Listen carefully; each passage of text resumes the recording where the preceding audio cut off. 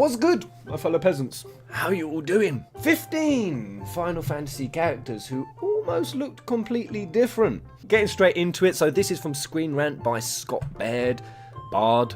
Spoony Bard Scott. Thanks to him for compiling this, and let's get straight into it. Zack was the original Cloud. Now, I've heard of this, and it's not exactly true. It wasn't exactly Zack was going to be Cloud Strife. It was black hair, but it was going to be slicked back. It was basically Angeal Hewley's hair. They took what they was going to give to Cloud to Angeal. I think the first thing that was to change about Cloud's concept was they then made his hair spiky, and this is kind of where this comes in, but it was still going to be black, and then they turned it to the Chocobo yellow that we know with Dear Cloud. And my verdict? Good change. It wouldn't be Cloud Strife if he wasn't Chocobo yellow. Spiky. Exdeath was going to be a centaur. Whew. Now, I never knew this, and I mean, I kind of knew because I saw the old artwork where it was just the head. And I kind of thought it was just Exdeath, they just had horns. But no, the legs, the tail, the horse body, everything. Now, there's a side to me that thinks that this would have kind of tied in really well if he was a centaur, with the fact his final form was a tree. And it would have had that whole centaur tree woodland creature theme going on. And I never really liked Exdeath's outfit back in the day, back in FF5. I don't know why, I thought it was kind of naff. So if you'd have asked me about literally 4 or 5 days ago, I would have said I'd rather they went with the centaur. But after seeing Dissidia, and I know this is pathetic, but his outfit just looks so dope here. I'm actually going to say, good change. Good change again.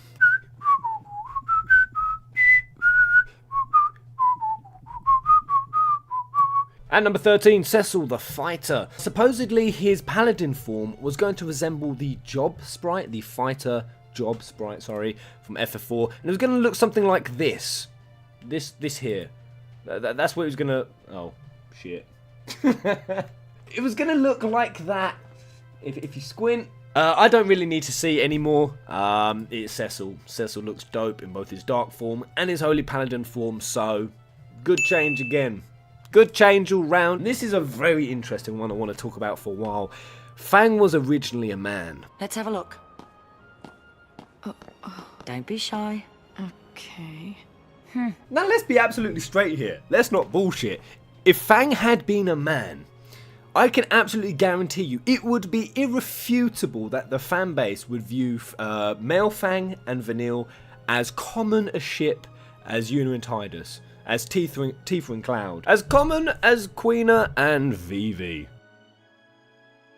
And it certainly would be. Because think of everything that the OEBs go through. They're the last of their kind. The affection, the love, the care. They're kind of very physical with each other. If you'd put a man in Fang's position, and he probably would have had the same protective role of Vanille and sort of trying to bend heaven and earth for her. Yeah, people would ship them. And that is why I was going to do a video, but I kind of just dodged it. I don't know why. That Fang and Vanille are the first gay couple with Final Fantasy. I'm saying it outright. I'm calling it. That is what Square Enix were aiming for. They knew it. They had the plan when they was going to have Fang as a man. I think it still is a romantic coupling. Some people say it's sisterly love. Some people say it's just friendship love. Hell no, it's beyond that. It's above that. You get what I'm saying, but what do I think? Was this a good or a bad change? Fang is awesome.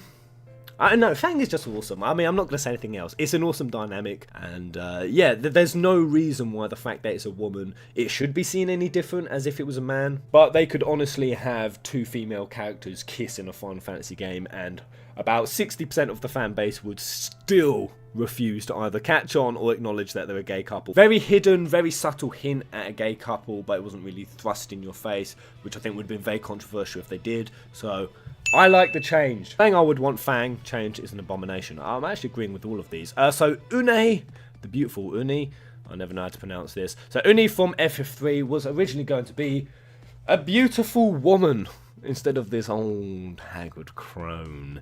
Now, the fact that Unni plays she has the ability to control dreams. I haven't played FF3, well, I've played 6 hours, so I don't fully know her story.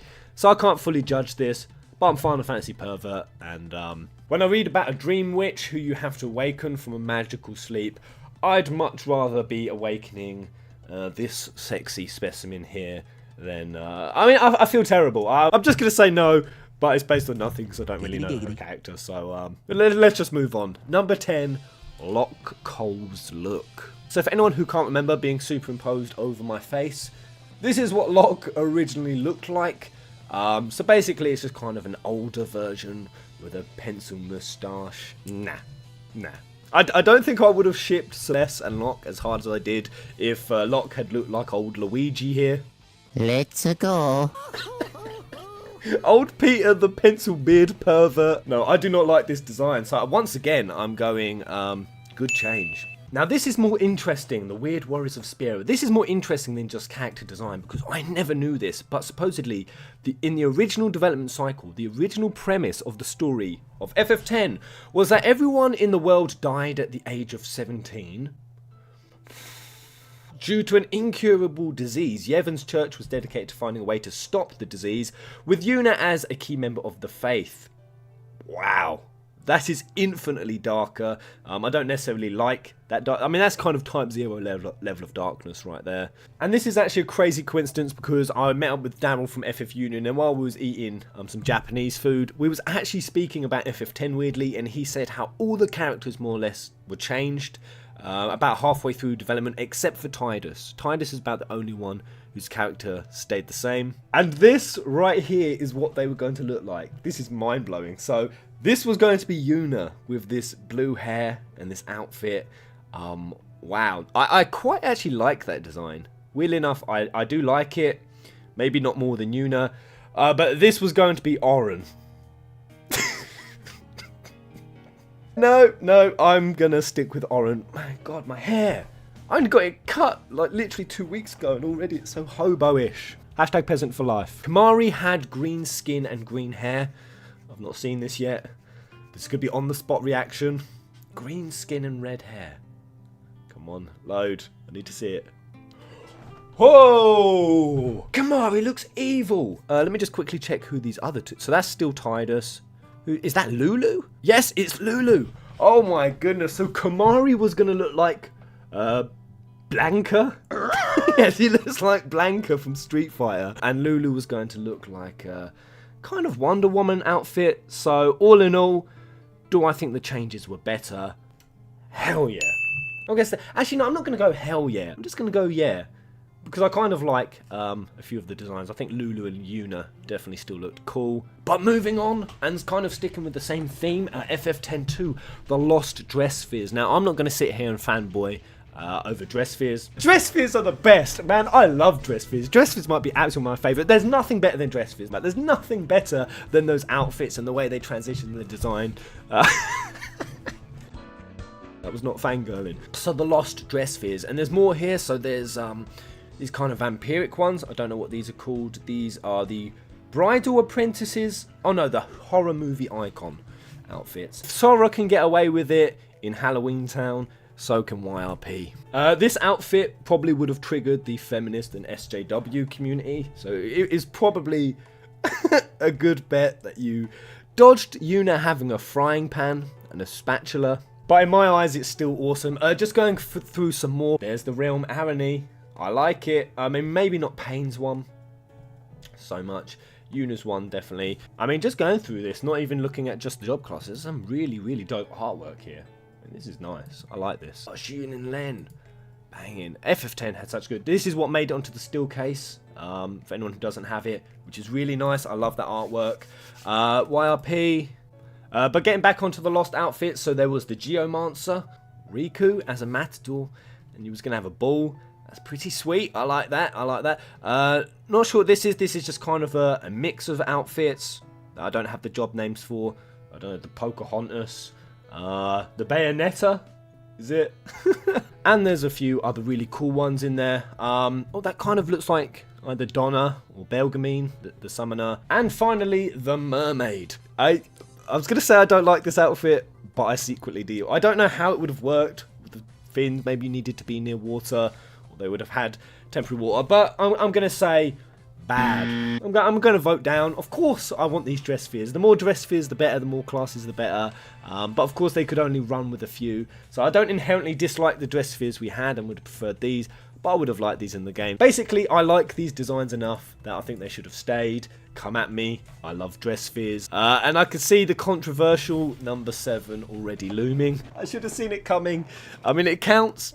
This counts. It definitely counts. The retcon of Stella. Now, I'm going to have to vote on this.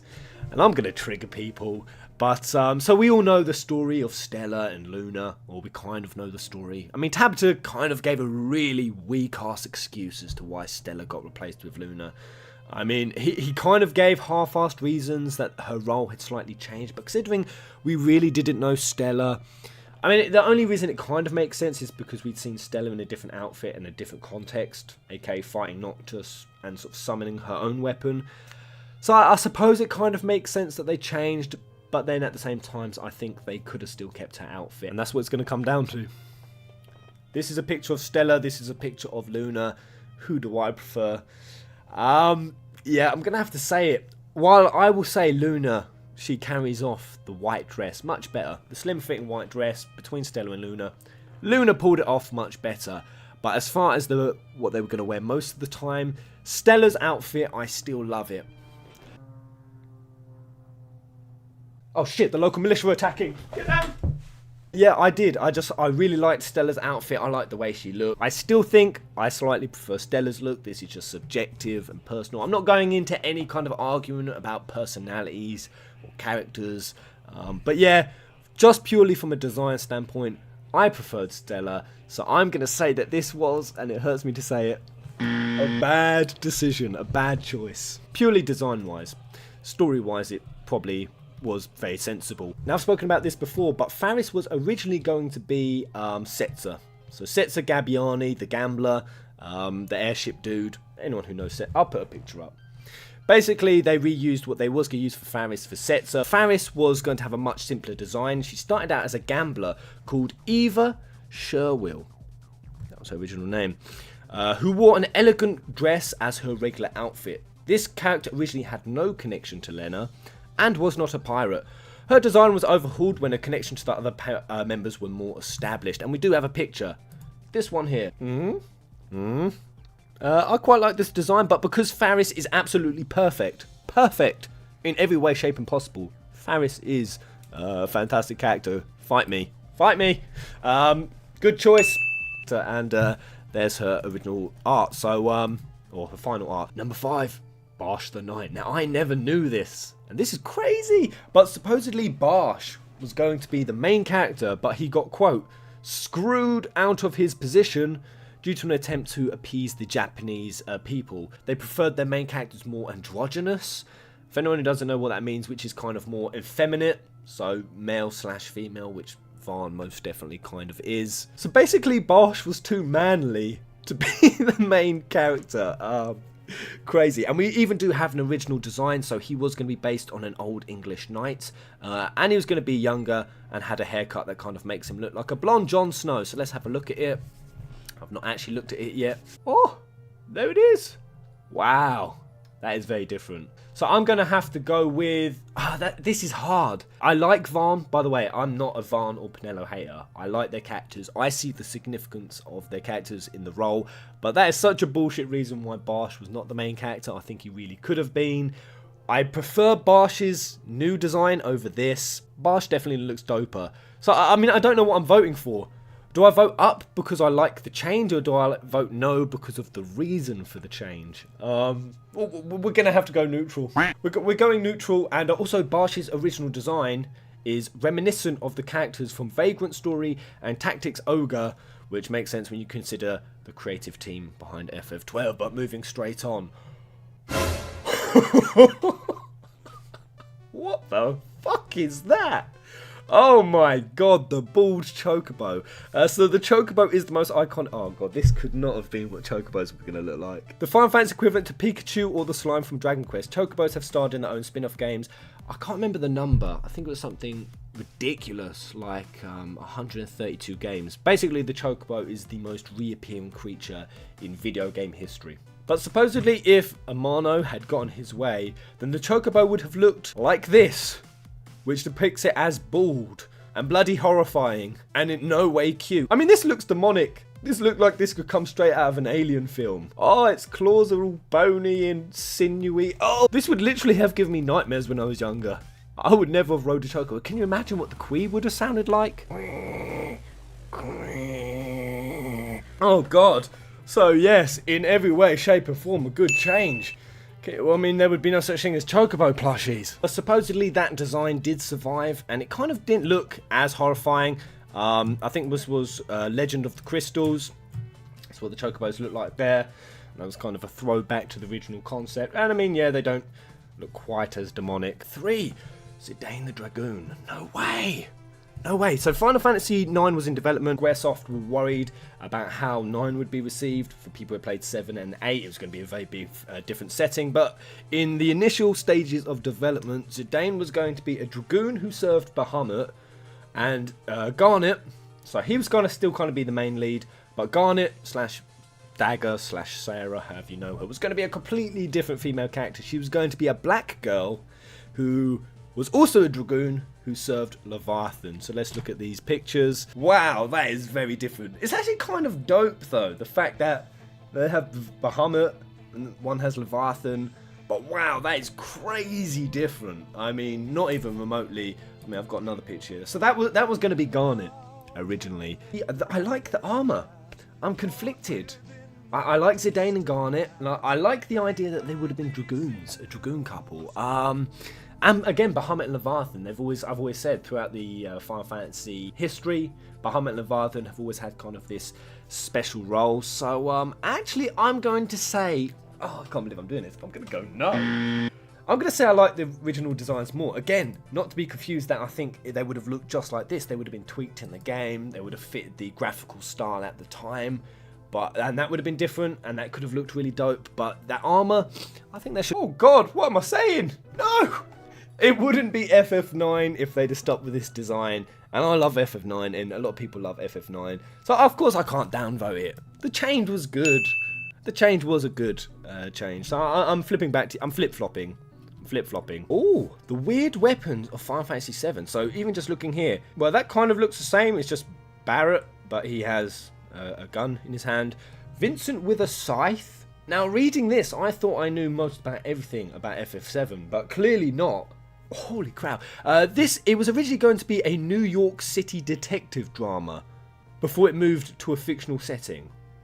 I've never heard that about FF7 before. That's mad. The game was originally going to focus on Genova, which was not an alien creature, but rather a part of human DNA, which could be awakened in order to grant supernatural powers to its user.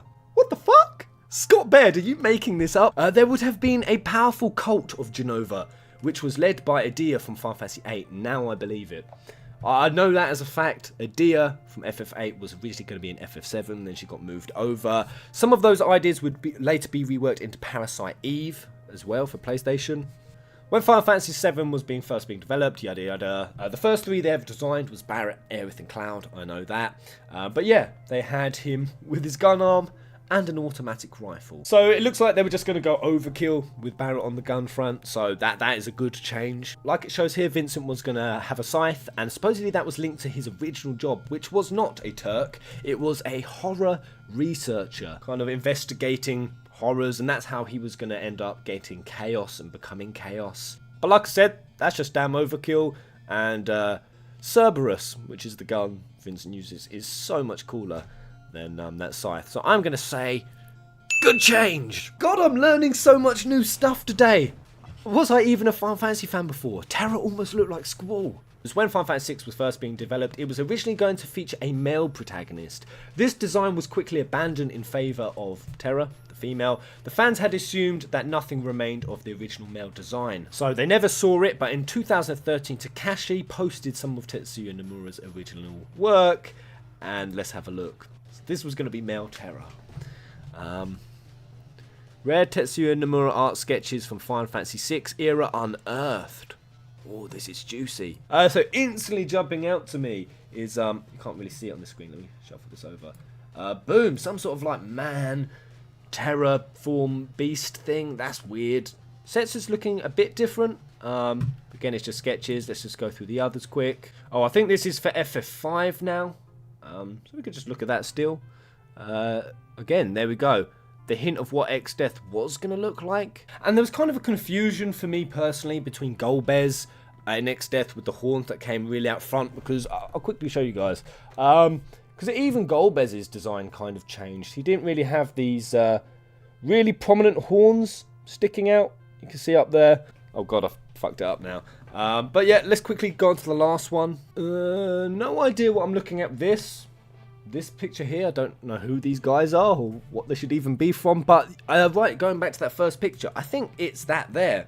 According to the description, that was going to be Terra, or the male version, and yeah, I suppose it kind of does look like Squall. Holy schmoly, there it is. 15 times that FF characters almost looked completely different. And just quickly voting for this last one, I'm probably going to vote up again, and because I've come attached to the characters and the nostalgia is probably driving why I voted up so much, but also because a first female protagonist, I think that was fantastic, and it pretty much was FF6 with Terra, because we did have Rosa and Rydia and Lena and Ferris, but they weren't really the main protagonist that Terra was. And I mean, Terra's design is just dope. Although, what is Terra's design? Is she blonde?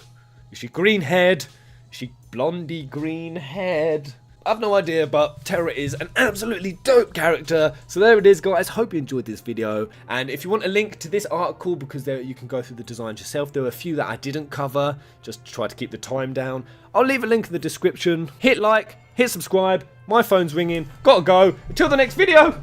Chocobo!